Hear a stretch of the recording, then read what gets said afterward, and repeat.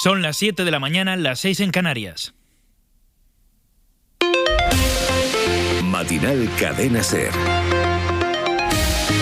con Sergio Soto. De un domingo con Canarias mirando todavía al cielo y en el que está en juego el futuro de Italia y mucho más. Una turbulencia más en Europa, porque Italia vota desde esta hora en la que acaban de abrirse los colegios electorales con la extrema derecha cerca de la victoria según todos los sondeos. El primer gran país europeo tomado por el discurso radical. Los italianos ya se desplazan desde el sábado a las localidades en que están censados porque no existe allí el voto por correo a nivel nacional. Podrán votar hasta las 11 de la noche, así que vamos a tardar en conocer los resultados definitivos. 46 millones de votantes que pueden dar el 70% de los escaños, dicen las encuestas, a la coalición de la derecha que lidera Giorgia Meloni. Turbulencias también en Rusia.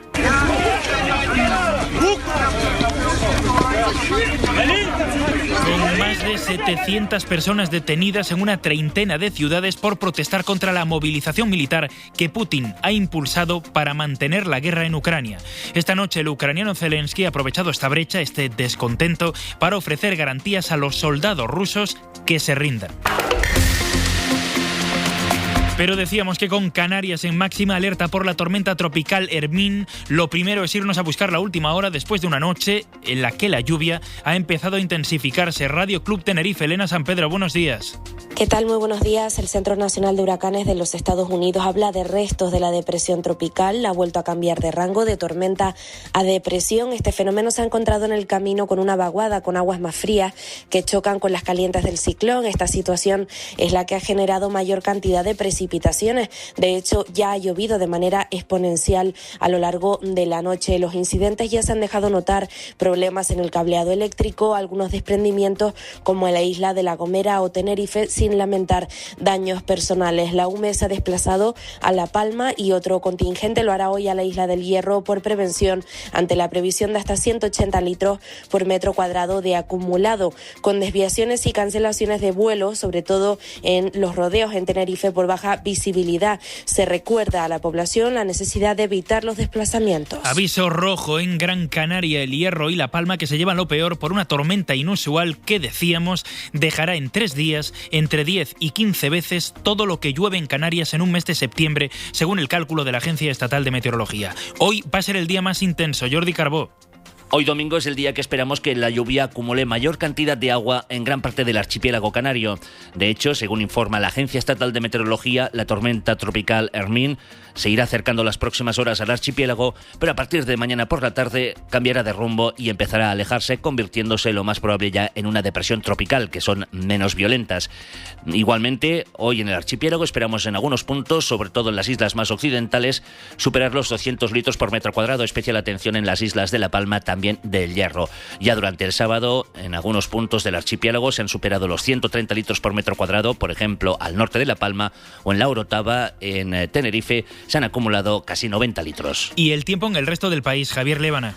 En el resto de la península, 6 comunidades están en aviso por lluvias, especialmente en la zona del Mediterráneo, con 2 de ellas en alerta naranja, que son la Comunidad Valenciana y las Islas Baleares. Cielos cubiertos también en el norte, en Galicia y Cantabria, con posibilidad de alguna lluvia, pero de manera más débil. Las temperaturas en general van a bajar en todo el país, sobre todo ahora a primeras horas de la mañana, y aún así en zonas como Granada o Badajoz vamos a volver a ver un tiempo más propio de verano, rozando los 30 grados. También con lo último del Festival de Cine de San Sebastián, que ha terminado esta noche con premio al cine colombiano, empieza Matinal SER. Matinal Cadena SER.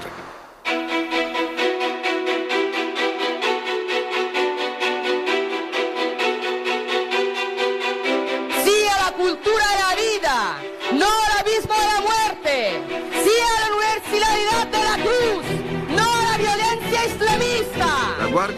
La Guardia Costera de Libia le ha escrito a esta ONG: no os mováis, nos encargamos nosotros. ¿Y qué han hecho esos desgraciados? A la fuerza han intervenido para cargar una preciosa cantidad de seres humanos, de carne humana a bordo.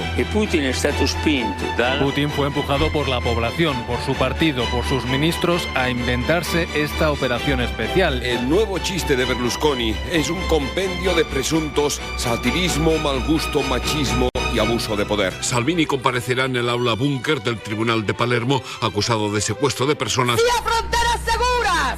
¡No a la inmigración masiva! ¡Sí al trabajo de nuestros ciudadanos! Sapendo che dall'altra parte abbiamo un'Italia retrograda che non pensa ancora che sia possibile dare libertà. Io sono Giorgia, sono una donna, sono una madre, sono italiana, sono cristiana. Giorgia, sono una donna. Hace años que Europa asiste a la progresión de la extrema derecha, un movimiento imparable que se ramifica en sus diferentes almas, jugando con el conservadurismo radical en unos casos, evocando un rupturismo tramposo en otros, exacerbando la nostalgia, el odio a veces, al inmigrante, al rojo, al homosexual, culpando a Europa, clamando contra la deslocalización y la globalización y a la vez apoyando políticas ultraliberales, empleando la libertad como un derecho a cuestionar derechos. Una fórmula variante, compleja, que conquista ya las instituciones en Hungría, las maneja en Polonia, avanza en Suecia, estuvo cerca de conquistar Francia y hoy todo apunta se hará con Italia. Favorecida por un sistema electoral que puede convertir un 45% de los votos en el 70% de los escaños y con una alta abstención. Es la primera vez desde los peores años del siglo XX que la extrema derecha puede ganar en una de las grandes economías del continente. Roma, corresponsal Joan Solés. El día se prevé desapacible en casi toda Italia en esta jornada de elecciones generales. 13 de las 20 regiones se hallan en estado de alerta naranja por riesgo de lluvias torrenciales y fuertes vientos. Protección Civil de Italia ha pedido a los electores que extremen la prudencia hoy al salir de casa. Además de un documento de identidad para votar es necesario presentar la tarjeta electoral y si no se dispone hay que retirarla antes en el ayuntamiento. Las preferencias electorales se marcan en una gran papeleta que los italianos llaman lenzuola, sábana, una de color rosa para el Senado y otra amarilla para la Cámara. Para evitar errores, el Ministerio del Interior ha lanzado en todos los medios de comunicación una campaña de instrucciones. Per la prima volta per l'elezione del Senato. Entre otras, se informa que por primera vez los jóvenes a partir de los 18 años pueden votar para elegir a los senadores, derogándose una absurda norma que no lo permitía hasta los 25. Sono ammessi a votare coloro che hanno compiuto 18 anni. En Roma, anoche, faltaban por localizar 500 presidentes de los 3.700 colegios electorales. Por ello, la Policía Municipal de la capital tuvo que advertir a medio millar de agentes que estuvieran a disposición como sustitutos. Berlusconi y Salvini de la derecha votarán en Milán, Renzi del tercer polo de centro en Florencia, Conte de los 5 estrellas, Letta de la coalición de izquierda y Meloni de Fratelli d'Italia en Roma. Todos tienen previsto acudir a sus colegios entre las 10 y las 12 de la mañana. Los 46 millones de electores podrán hacerlo hasta las 11 de la noche. Giorgia Meloni parece ser, con poco lugar para la duda, el gran fenómeno electoral en Italia hoy. En ella, que ha moderado su mensaje durante la campaña, se ven algunos de los elementos que caracterizan a cierta hornada de la derecha radical. Por ejemplo, ese nexo que tratan de establecer en diferentes países con los barrios obreros. Meloni se crió en la Garbatella, un barrio de tradición izquierdista que hoy, sin embargo, reniega de ella. En él ha estado Marina García. De los colores de Roma, entre naranjas, amarillos y marrones, se creó este barrio obrero en los años 20 con la idea de una arquitectura que dignificara la clase obrera. De aquella época queda aún mucha marca, sobre todo los llamados lotti, edificios unificados con patios y jardines en el medio, que siguen siendo aún ahora identificados con números puntos de encuentro de los vecinos de Garbatella. Un barrio que forma parte de lo que llaman Roma Sur y en el que el voto tradicional ha sido siempre de izquierdas. Aquí se creó Giorgia Meloni y se formó políticamente con el Movimiento Social Italiano, partido posfascista en los orígenes de la política ultraderechista. La plaza central del barrio está llena de gente, es la hora del aperitivo y en una jornada preelectoral el tema de conversación está garantizado. ¿Pero alguien se acuerda de Giorgia Meloni? Vivimos aquí, dice esta pareja, desde hace 20 años y nunca la hemos visto. En este lugar muchos vecinos no solo no quieren saber nada de ella, sino que esperan que no gane porque dicen no quieren ni imaginarse en qué se convertirá Italia. No, guarda, non voglio neanche immaginarlo, non ci provo neanche a immaginarlo. Otra señora que pasa por allí, Francesca, dice que le avergüenza que lleve Garbatella por bandera. Lei è la señora Meloni. Ella, la señora Meloni, en la televisión dice que cuando ganará las elecciones, Garbatella será su orgullo. Pero aquí nadie habla de ella, entonces, ¿de qué orgullo habla? ¿Orgullo di cosa? Pero en un barrio donde la tasa de desocupación ronda el 30% y muchas personas viven con sueldos precarios, como Ana, que trabaja en la cocina de un restaurante a 4 euros la hora, ya nadie pone la mano en el fuego porque el mensaje populista y racista de Giorgia Meloni, que dice primero los italianos, haya calado también aquí. De hecho, Ana dice que a ella le gusta la líder de Hermanos de Italia. Como habla me gusta, lo importante es que las promesas que dice las mantenga. Pero su madre, están sentadas juntas en uno de los bares más icónicos del barrio, también Peña, del equipo de fútbol La Roma, la interrumpe. Le dice, ¿no ves que va en coalición con Berlusconi y Salvini? Salvini e Berlusconi. E allora di che parliamo? Ma di che parliamo? Esta señora, sin pelos en la lengua, declara lo que realmente piensa. Toda la política le parece lo mismo. Algunos analistas señalan lo pendular de la política italiana, de los presidentes representantes de la moderación, admirados en Europa, a los líderes más estrafalarios y próximos a la corrupción. Pero de Berlusconi a Meloni parece haber también un salto en propuestas y dialéctica, un paso adelante de quien se inspira en las dictaduras de los años 20. ¿Qué ha ocurrido en Italia? Para entender algo más de la consolidación de la derecha radical italiana, nuestro compañero de Internacional Ángel Villascusa ha charlado con Daniel Guisado y Jaime Bordel. Son autores del libro Salvini y Meloni, hijos de la misma rabia. Este es un fragmento de esa conversación. Veníamos hablando desde hace años del auge de la ultraderecha en Europa. En el libro habláis de que Fratelli d'Italia es un partido de tintes posfascistas. Entonces, me interesa saber qué es exactamente esto del posfascismo, qué diferencia hay con otros movimientos de ultraderecha. En cuanto al tema del posfascismo, la diferencia que hay entre el partido de Meloni con otros partidos de la derecha radical europea y otras extremas derechas es fundamentalmente la herencia ideológica. Hay otros partidos que vienen de distintos lugares, pero en el caso de Fratelli d'Italia está muy claro de dónde viene. Es decir, Fratelli d'Italia es un partido que es nieto, por así decirlo, del movimiento social italiano, que era un partido político que su lema era ni renegar ni restaurar el régimen de Mussolini, y que estuvo creado por gente que tuvo cargos importantes en la República de Salò, que fue el régimen de ocupación que hubo durante el final de la Segunda Guerra Mundial en parte del territorio italiano. Es decir, que las raíces del partido son mucho, la conexión del partido con el fascismo es mucho más clara. También hay que recordar que el cordón sanitario con la extrema derecha, que se está hablando últimamente también en los países del entorno, tiene una historia bastante larga en Italia, ¿no? Cuando Tangentopoli, que es el proceso que acaba con la primera república italiana y con muchos de los partidos, por no decirlos todos, desaparecen y surgen figuras como Berlusconi. Berlusconi integra al movimiento social italiano, que es la pata sureña, y también integra a la Liga Norte, que ya en ese momento, antes de que llegase Salvini, tenía un discurso bastante xenófobo, insultando al sur de Italia, ¿no?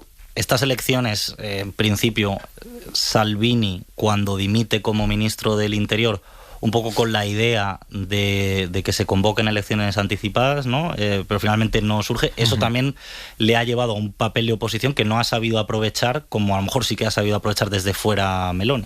Sí, el tema de Salvini es que no ha sabido aprovechar ni cuando ha estado en la oposición, ni luego cuando su partido volvió al gobierno con Draghi.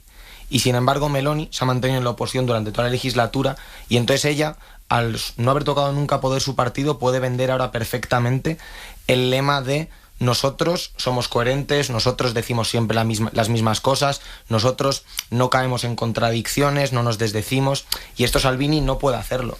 De hecho, Fratelli d'Italia se reivindica como el partido aburrido, que podemos decir que no es a priori un elemento demasiado destacable para los partidos políticos. Ellos lo hacen porque siempre han dicho, dicen ellos, siempre han dicho lo mismo, siempre se han mostrado rígidos con sus valores, y además porque apostaron por una estrategia a largo plazo, a diferencia de otros partidos como el Movimiento 5 Estrellas o como Salvini, que dieron giros de guión, giros de 180 grados cada vez, en cada oportunidad que tuvieron.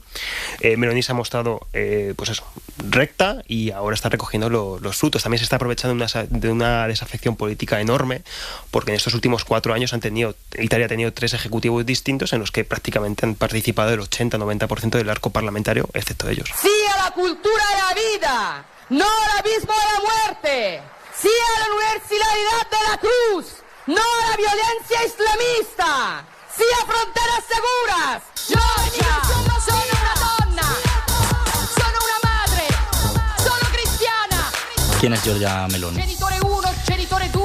Bueno, Giorgia Meloni es una militante. Ella se reivindica también, no solamente como líder de un partido aburrido, sino también como una persona militante que reivindica la política, a veces dice, del siglo pasado, ¿no? De cuando, bueno, pues las personas tenían valores, no se vendían al mejor postor por tocar gobierno, por un cargo político, a pesar de que ella lleva prácticamente toda la vida en política. Y ya se afilia a los 15, 16 años, si no recuerdo mal, a las juventudes del movimiento social italiano. Por lo tanto, ella en su biografía y en distintos artículos o entrevistas en la televisión italiana reivindica que ese momento le salvó prácticamente la vida y le supo encabezar. Y como decía el corte, Giorgia además es madre y es cristiana, que son dos elementos fundamentales dentro del discurso de Meloni. Sobre todo el tema de la maternidad es algo que ella ha explotado mucho y que verdaderamente aquí sí que marca una diferencia con otros partidos de la derecha radical. Por ejemplo, con Vox, que Vox tiene como espejo a Meloni para muchas cosas. Sin embargo, vemos que cuando Vox trata de parecerse a Meloni, reivindicando, haciendo un discurso para las mujeres, como trató de hacer en su momento Macarena Olona, verdaderamente plantea algo muy muy distinto. O sea, lo que planteaba, por ejemplo, Macarena Olona era una especie como de vuelta de la mujer al hogar, porque el feminismo le vendía metas que no le iban a hacer feliz, pero sin embargo lo que plantea Meloni es algo que es distinto, porque es un discurso que ella habla de la conciliación, que habla de las mujeres que son madres y son trabajadoras a la vez. Y es decir, defiende que la mujer trabaje y defiende que la mujer sea madre también. Con lo cual, en este y otros aspectos también, como por ejemplo el tema del aborto y otros puntos, ella ha sabido muy bien cómo hacer un discurso que vaya un poco más allá de lo reactivo. Es decir, muchas veces cuando vemos a la derecha radical hablar del feminismo, del tema mujer, su discurso es casi... Podrán escuchar la conversación completa, si lo desean, en unas horas en nuestra web en cadenaser.com. Y durante todo el día, toda la información en la antena de la SER sobre las elecciones en Italia que pueden cambiar Europa.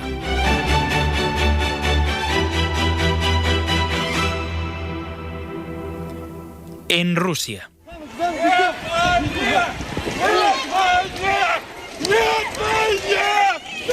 La calle empieza a volverse contra Putin, que responde con arrestos masivos y que ha cesado este sábado al militar responsable de la organización de las tropas. Un modo de admitir que las cosas no marchan como desearía en el terreno militar y que el descontento que empieza a dejarse ver en el país añade presión al presidente ruso. Por este flanco intenta ahora dañar Zelensky. Esta noche el presidente ucraniano ha empleado su mensaje para dirigirse en ruso a los soldados rusos. Les ha dicho que las autoridades de su país saben que les están enviando a morir. Es mejor no tomar una carta de reclutamiento que morir en una tierra extranjera como un criminal de guerra. Y les ha animado a rendirse garantizándoles un trato justo. Unas horas antes, Putin ha firmado una ley para endurecer las penas a los desertores y por la rendición voluntaria en tiempos de guerra, entre 5 y 15 años de cárcel. Informa desde Moscú para la SER Javier González Cuesta. Apenas unos días después de comenzar la movilización masiva de su población, el Kremlin ha destituido al máximo responsable de la logística de su ejército. Se trata del general Dmitry Bulgakov, organizador de un punto clave de sus fuerzas armadas, como son los suministros. El alto mando ocupaba el cargo desde 1997, cuando fue nombrado por el gobierno de Boris Yeltsin para un área del ejército que ha demostrado ser su talón de Aquiles en la guerra de Ucrania. Los bombardeos del ejército ucraniano contra sus puntos logísticos y su excesiva dependencia de los nudos ferroviarios han limitado el avance ruso durante todos estos meses. La noticia de su cese fue celebrada hasta por el Parlamento. El diputado y general Andrei Guruliov afirmó que su sucesor pondrá por fin orden a la retaguardia. De las protestas de ciudadanos rusos y la violencia con que responde la policía, hemos hablado esta noche en la SER con Daria Korolenko. Es abogada de OVD Info, un proyecto mediático ruso independiente de derechos humanos destinado a combatir la persecución política. Normalmente es realmente violenta. Hemos visto algunos vídeos de policías pegando a gente con porras y también vídeos horribles de la policía arrastrando a una chica dentro de un bus, sin dejar entrar a nadie dentro, e incluso gritos que venían del bus. Hay mucha violencia en Rusia. Con una aprobación interna que se situó en el 80% poco después de invadir Ucrania, Putin ve ahora cómo miles de esos ciudadanos golpeados en la calle huyen de su país para evitar ir a esa guerra. Entre los que quieren escapar está Mark, un chico de 22 años que es teniente en reserva del ejército ruso. Ha logrado salir ya del país y hemos hablado con él. Javier Líbana. Un día te suena el despertador, te levantas y lees en los periódicos que el presidente de tu país va a llamar a los que están en la reserva del ejército para ir a la guerra. Y tú eres uno de ellos. It is just madness. Esto es una locura, piensas. O en este caso, pensó Mark, un joven de 22 años ruso, teniente en la reserva del ejército de Putin. Le expliqué a mi novia lo que implicaba esa movilización, el peligro que corríamos, y rápidamente compramos tickets para el pasado domingo y nos vinimos a Turquía. Es nuestra primera parada. Mark ha tenido que huir de su país porque iba a tener que ir al frente a luchar contra Ucrania. Creo que es triste y ellos van a reclutar a todos los reservas que tienen para esto. En un futuro cercano, un mes, en semanas o en años. Ahora, su idea es quedarse unos días en Turquía antes de avanzar al siguiente destino con el que acercarse a su objetivo, llegar a la Unión Europea. Sobre mis planes, ahora me quedo en Turquía. En unos días nos moveremos a Montenegro. Voy con mi novia. Estoy buscando un trabajo. Yo soy ingeniero y ella es analista de datos. Y ahora estoy además en conversaciones con una empresa española. Y creo que nos mudaremos a Europa en un mes o dos.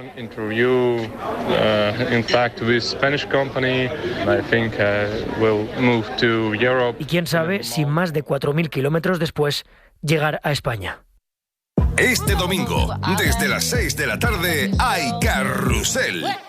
Viviremos la resaca del España-Suiza en la Nations League y el análisis de la preparación de la selección de cara al Mundial. Además, baloncesto. Final de la Supercopa Endesa y también una nueva jornada de la Liga Smartbank. Te lo cuenta todo el programa líder de la radio deportiva. Carrusel Deportivo con Dani Garrido. Cadena SER. Número 1 en deporte.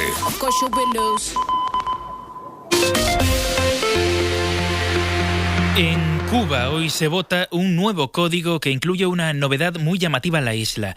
Permite el matrimonio igualitario y la adopción por parejas gays. Es llamativo, decimos, porque Cuba siempre ha sido un país muy homófobo, pero la nueva norma podría fracasar porque el referéndum se ha convertido también en una forma de expresar el rechazo o el respaldo al Ejecutivo, y eso está alejando incluso a posibles aliados. La Habana, Mauricio Vicent.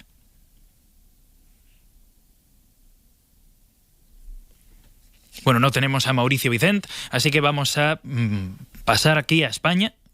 ¿Está Mauricio? Mauricio Vicent. Más de 8 millones de cubanos están llamados a votar este domingo un nuevo y avanzado código de familia que contempla aspectos como el matrimonio igualitario o el derecho de adopción por parejas del mismo sexo durante décadas tabú en Cuba. El referéndum para ratificar la norma ha resultado muy polémico, tanto que los detractores y partidarios del gobierno casi lo han convertido en un plebiscito para expresarse a favor o en contra del actual sistema socialista cubano.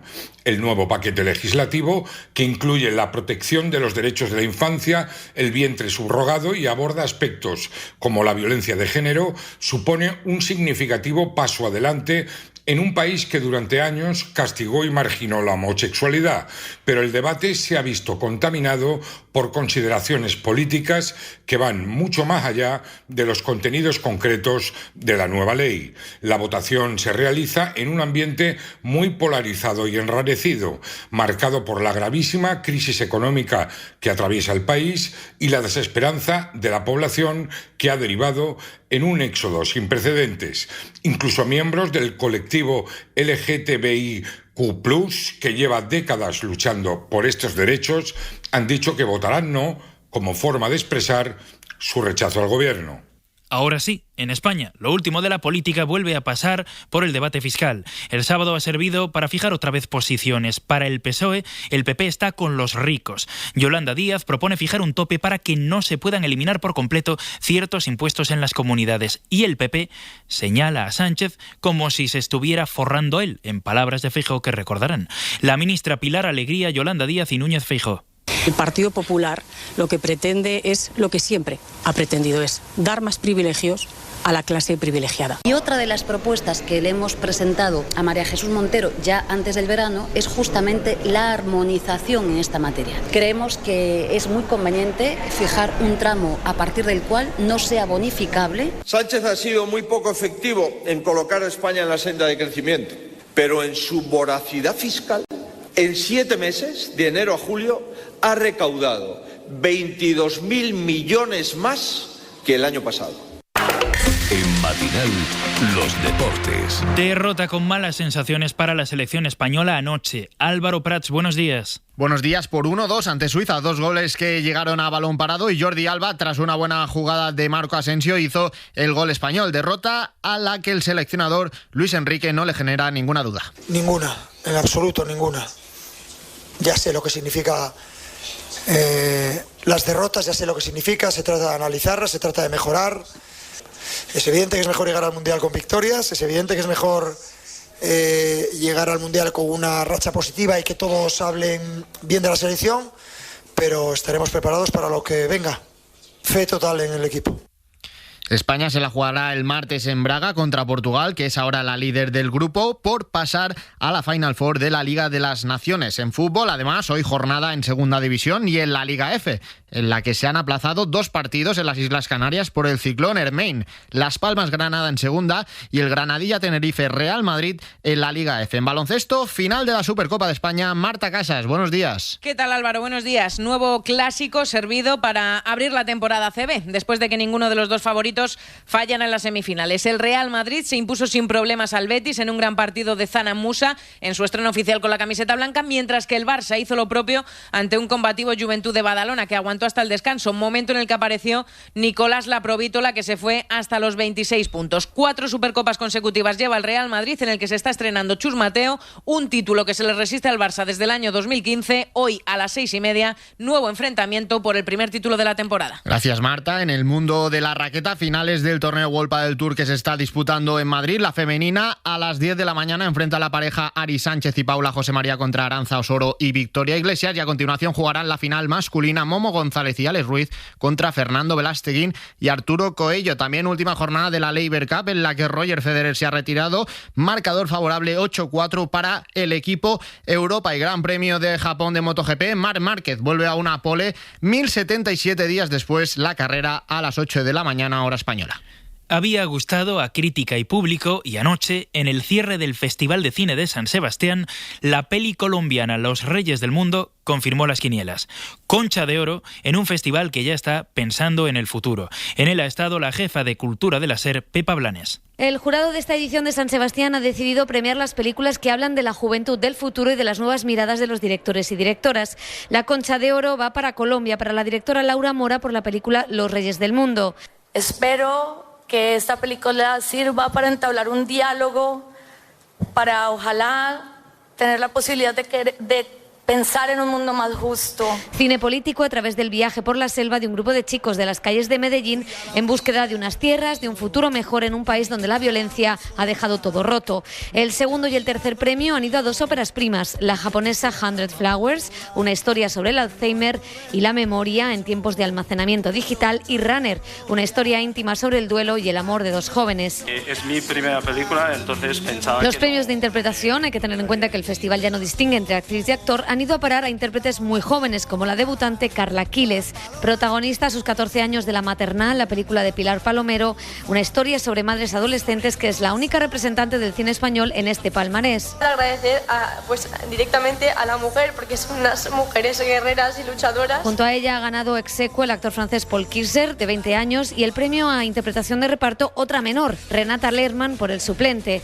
Unos premios que, como vemos, rejuvenecen un festival que llega a su fin, marcado por la desafección del público con las salas de cine y con TikTok como patrocinador.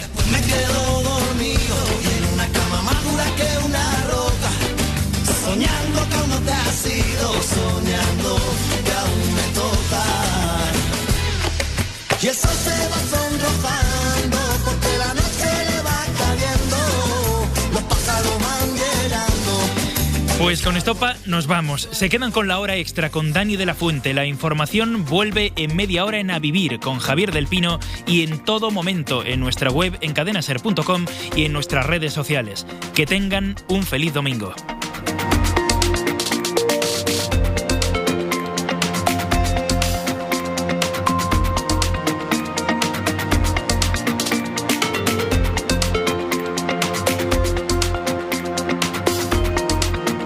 Matinal Cadena Ser con Sergio Soto.